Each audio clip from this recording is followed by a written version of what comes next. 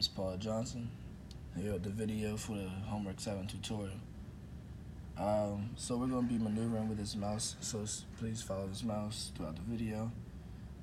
So here we have a 4-bit register as well as a 4-bit counter with a FSM and a top-level VHDL file that will tie all three of those together and a test bench to test through it all. So let's briefly go through the code. Here we have a 4-bit register, as stated before, where we are able to clear the value to 0 as well as load it and shift it to the left ultimately. Let's not go to FSM yet. Okay, so here we also have a 4-bit counter, which allows us to increment by 1, reset the value if we need to, and decrement by 1. So here we also have a FSM free state machine that allows us to do as we were asked in the instructions, which is in the first state reset, second state increment by 1s, third state increment by 1 again, then decrement by 1, followed by loading the register with the input, which, let's go to the top. The input, for the record, is actually in the top level, so we're going to go through that momentarily. But back down to what this free state machine allows us to do. It allows us to shift to the left after we load, as well as followed by another shift. And then after all of that is done, it allows us to reset the value back to state 0, which is the value of 0. So let's go to the top level. As stated a little bit earlier, the predetermined input is going to be 3 to be loaded, and when it's time to do that in a state. And yeah, that's that. So here we have the test bench that's going to pretty much test it all.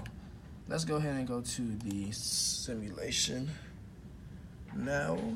Alright, so as stated in the beginning, we start with a reset, which means that the value is going to be 0. So after the value is 0, what's it going to do? It's going to increment by 1. So here you see we have that value of 1. After it increments once, it's going to increment again. So here you see that the value is 2. After that, it increments again, and you see that that value is 3. Actually, I messed up. Let's go back. Yeah, so I was looking at the wrong thing. Let's just continue to go. All right, so here, let me go ahead and point. So let's keep our eyes here. So here we start with a reset, which is 0, and then we increment by 1. So you see the value is 1. Then we're going to increment again, and you see the value is 2.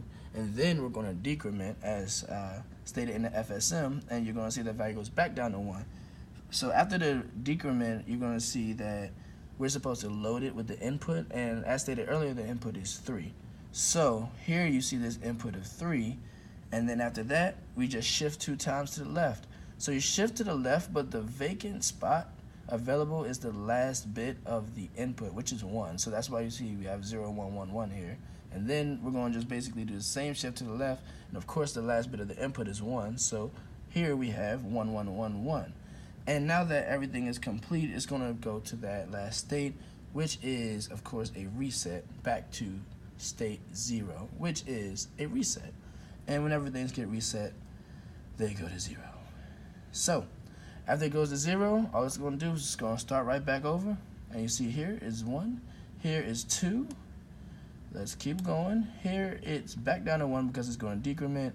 And then, of course, it loads it with the input and shifts left once, shifts left twice. And then now everything is complete. And so we're going to go back to a reset. And if we keep on going and keep on going, you're just going to see it does the same thing. So all in all, it works. Thank you.